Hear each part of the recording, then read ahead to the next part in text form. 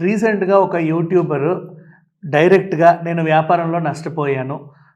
ఏం చేయాలో అర్థం కావట్లేదు. ఒక 1,00,00,000 వరకు నష్టమొచ్చింది. రీసెంట్‌గా పెళ్లి కూడా చేసుకున్నాను. నా దగ్గర ప్రెజెంట్ డబ్బులేమి లేవు.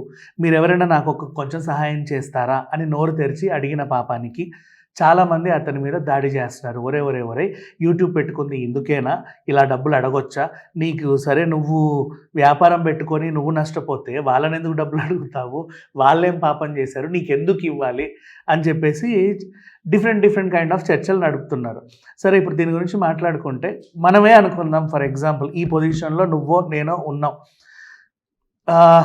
ఊరు నిండా అప్పులైపోయాయి. తెలుసో తెలియకో. ఏదో వ్యాపారం పెట్టాము, నష్టపోయాం. తెలుసో తెలియకో. టైంకి అనుకోకుండా ఒక యాక్సిడెంట్ అయింది. బాగా హాస్పిటల్ బిల్లులు కట్టాలి. అంటే అన్‌ఎక్స్‌పెక్టెడ్ సిట్యుయేషన్ అది. యాక్సిడెంటల్ సిట్యుయేషన్ మనం ఏం చేయలేము.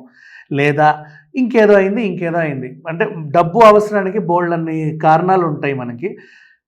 అదే టైంకి అప్పు కావాలంటే ఎక్కడ పుట్టదు. ఎవరైనా ఇస్తే బాగుండేమో అని ఎదురు చూస్తాం. కానీ మన దగ్గర ఏముంటదంటే ఎప్పటినుంచో తాతల కాలం నాటి ఆస్తి అయిన ఒక పెద్ద బంగ్లా ఉంటది. దాన్ని అమ్మలేము. అమ్మితే మళ్ళీ మన చేతికి వస్తదో రాదో తెలవదు. ఒక సెంటిమెంట్ ఉంటది. కానీ డబ్బు కావాలి. ఎవరిస్తారా అని ఎదురు చూస్తానే ఉంటాం. తెలిసిన 10 మందిని అడుగుతాం కూడా. నెక్స్ట్ ఎప్పటినుంచో అమ్మమ్మల తాతల కాలం నాటి నుంచి వస్తున్న నగలున్నాయి ఇంట్లో.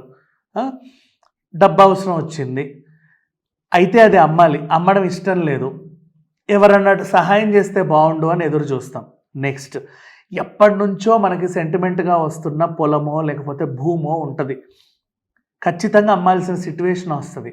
కానీ అమ్మలేము. ఎందుకంటే అది ఎప్పటినుంచో మా తాతల కాలం నాటి ఆస్తి అది.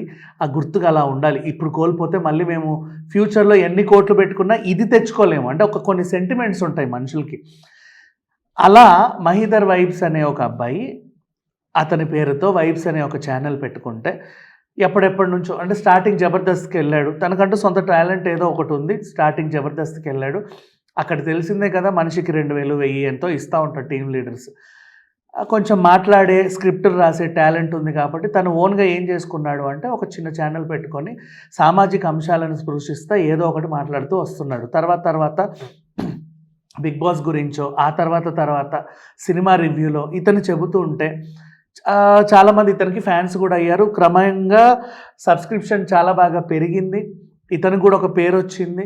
సోషల్ మీడియాలో ఒక ఇన్‌ఫ్లుయెన్సర్‌గా ఉన్నాడు. తెలుగు రాష్ట్రాల్లో ఓ 10 మందిని ఇన్‌ఫ్లుయెన్సర్స్ అని చెప్పుకుంటే అందులో ఇతను కూడా ఒకడు. ఓపెన్‌గా చెప్పాలి అంటే. ఈ పాపులారిటీ వచ్చిన తర్వాత కొంచెం సొమ్ము కూడా వెనకేసుకున్నాడు. 1,00,00,000 పైగా ఎంతో కొంత వచ్చిందని ఒక ఇంటర్వ్యూలో చెప్తే విన్నా. దాన్ని ఇతను ఏం చేశాడంటే ఏదైనా మంచి వ్యాపారం పెట్టుకుంటే బాగుండు అనుకొని ఒక వ్యాపారాన్ని తెరిచాడు. ఏంటో కర్మ అందరికీ సెట్ అవ్వదు. అంతే కదా! ఏం చేస్తాం. ఆ వ్యాపారం నష్టం వచ్చింది. దాదాపు పెట్టిన పెట్టుబడంతా పోయింది. ఇంక చేతిలో ఏమీ లేదు. కాకపోతే అతని దగ్గరున్న ఆస్తి ఏంటంటే తాతల కాలం నాటి ఇల్లు లేదు. అమ్మమ్మల కాలం నాటి వస్తున్న నగలు లేవు. కానీ తాను పెంచి పోషించుకున్న ఒక మంచి ఛానల్ అయితే ఉంది. అలాంటి ఓ 2, 3 ఛానళ్ళు. మంచి సబ్స్క్రిప్షన్ ఉంది. కోర్ నుంచి డెవలప్ చేసుకున్నాడు. సబ్స్క్రైబర్స్ 1,00,000 రాగానే సంబరాలు చేసుకున్నారు. ఒక పలక వస్తది, వెండి పలక. మళ్ళీ అది 10,00,000 అవ్వగానే ఇంకో సంబరం ఉంటది. అంటే అవి వస్తూ ఉంటే అదొక ప్రోత్సాహకాలు అనమాట యూట్యూబ్ నుంచి. అలాగే మంచి కామెంట్లు పెరగడం, మంచి ఫ్యామిలీ పెరగడం, పాజిటివ్ కామెంట్లు పెరగడం, సమాజంలో గుర్తింపు రావడం, చూసిన హే నువ్వు కదా అనడం. ఇట్లా ఒక మంచి ఇదొచ్చింది. తను పెంచుకున్న ఛానల్ సడన్గా అమ్మాల్సి వచ్చింది. ఇప్పుడు తన దగ్గర ఉన్న ఆస్తి అదే. అయితే చివరి క్షణంలో మనం కూడా ఇల్లు అమ్ముదామా వద్దా, నగలు అమ్ముదామా వద్దా, ఎవరైనా డబ్బులు ఇస్తే బాగుండని ఎప్పుడైతే ఎదురు చూస్తామో ఇతను కూడా అలాగే ఎదురు చూశాడు. ఎవరిని అడగాలో అర్థం కాక తన యూట్యూబ్ ఫ్యామిలీనే, తన సబ్స్క్రైబర్లనే తను డబ్బులు అడిగాడు.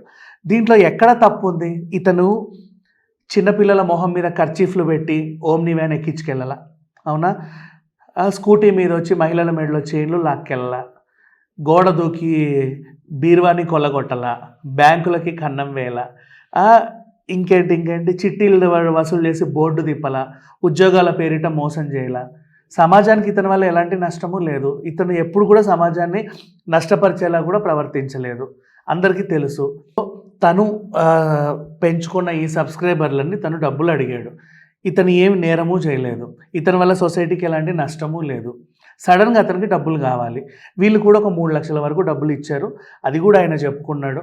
అందులో ఈయన ప్రాబ్లం ఏంటంటే, ఒక మనిషి వ్యక్తిగతంగా ఒక ₹1,00,000 సహాయం చేసినా కూడా 200 మందికి పైగా రూపాయి వేసి అవమానించారు.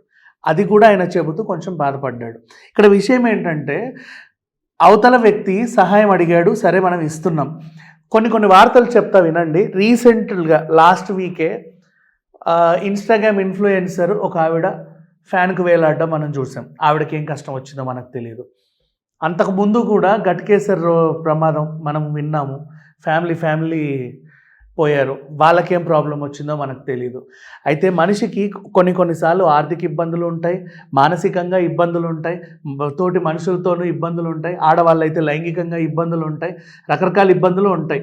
ఓవరాల్గా ఈ ఇబ్బందుల నుంచి బయటపడలేక, కమౌట్ ఇవ్వలేక కొంతమంది రకరకాల అఘాయిత్యాలు చేసుకుంటారు. అలా చేసుకున్నప్పుడు ఏం మాట్లాడతారంటే, అరే ఏదో ప్రాబ్లం ఉండి పాపం ఇలా అయ్యాడంట, మనల్ని అడిగితే మనం ఇచ్చేవాళ్ళం కదా. అప్పుడు ప్రతి ఒక్కడికి మానవత్వం గుర్తొస్తుంది. అదే ఒక మనిషి నేను ఇలా నష్టపోయాను, నాకు ఎవరైనా సహాయం చేస్తారని అడిగితే ప్రతి ఒక్కడు మీసం తిప్పేస్తాడు. ఏరా అంత కొవ్వా, నిన్ను బిజినెస్ ఎవడు పెట్టుకోమన్నాడు, నిన్నెవడు నష్టపోమన్నాడు.